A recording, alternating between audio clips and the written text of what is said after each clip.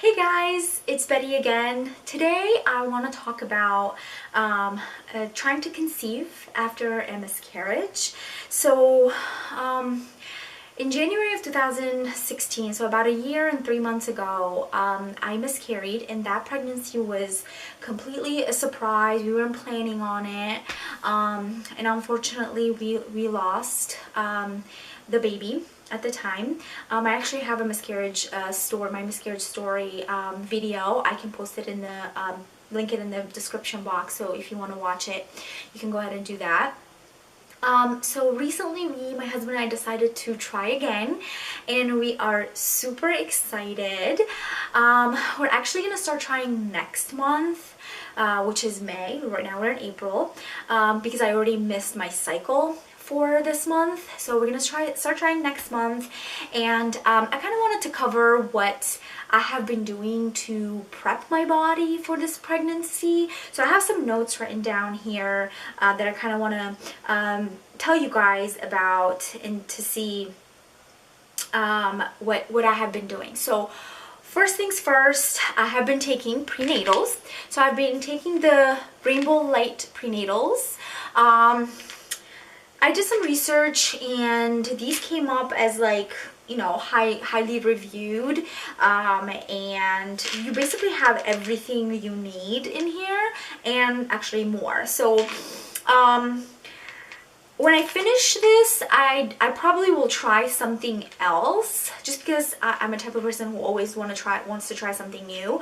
And also the pills are very big, and they taste like they're that big, and they taste nasty. And I'm sure all of them are going to be nasty, but this specifically is super nasty. So yeah, so I've been taking prenatals. I have been working out regularly 3 to 4 times a week. So within my workouts, I'm doing yoga to make sure that I am flexible. I'm doing strength training, so weights, full body workouts, just to make sure that I'm building enough muscle to support my body when, you know, to support a baby when I'm pregnant. Core workouts, just to make sure that my core is nice and strong. And so I said yoga, strength training, cardio, because you know, you need your cardiovascular you know, strength to when you are pregnant.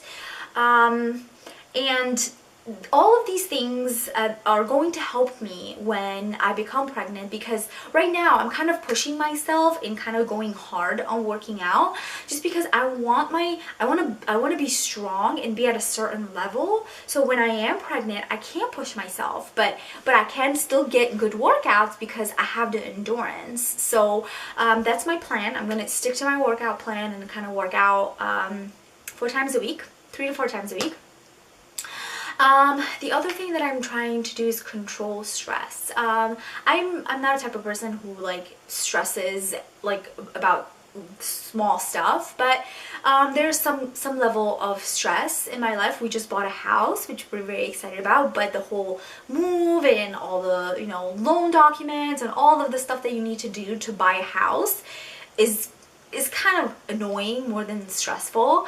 So so I've been meditating just like 5-10 minutes a day, just kind of like take my mind off of like what's going on around me, and just kind of like relax my mind. And that would, I think, will help me when I'm actually like going through labor and stuff, to kind of like breathe and be in control of my emotions. So that's something very important to me. So I have been doing that. And my diet, so I have been messing up, honestly, but I'm trying to eat very healthy. I'm trying to eat more often, smaller portions, because that's what they recommend when you're pregnant, because you don't want your blood sugar to dip. So I would probably eat breakfast at 7:30. I alternate. Usual breakfast is eggs, cottage cheese, and avocado. And then I alternate with that with the next day. I do smoothie, bananas, peanut butter, and a protein powder with cinnamon in it. It comes out so good. I add water. Sometimes I add almond milk to it, but so that's usually my breakfast. Usually I have a lighter lunch salad or you know, chicken or something that I've made the night before. I try to eat a lot of veggies. And I love veggies. So, so I'm trying to eat healthy. And then the dinners are usually light, on a lighter side too, like smaller portions. And in between breakfast, lunch, and dinner, I have a snack. It could be like a fruit, or I can have a handful of nuts. Like I love like mixed nuts. Like I love those. So I kind of like snack in between to just kind of like, so I'm not starving by dinner time. But usually like after dinner, I don't eat anything. I eat dinner and that's it. So those are the kind of the things that I have been doing. And the other thing is I'm tracking my, my cycle. So my cycle is not a normal cycle. A normal cycle is between 28 and 35 days.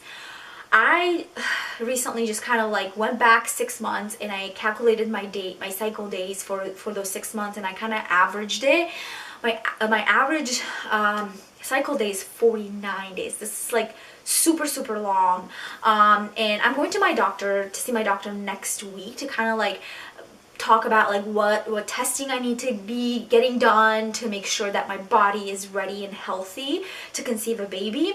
But that's like one of the things that I am going to address with him, like what can I do, because when you have a long cycle, you really don't know when you're ovulating. Like I mean, I have a cycle tracking app.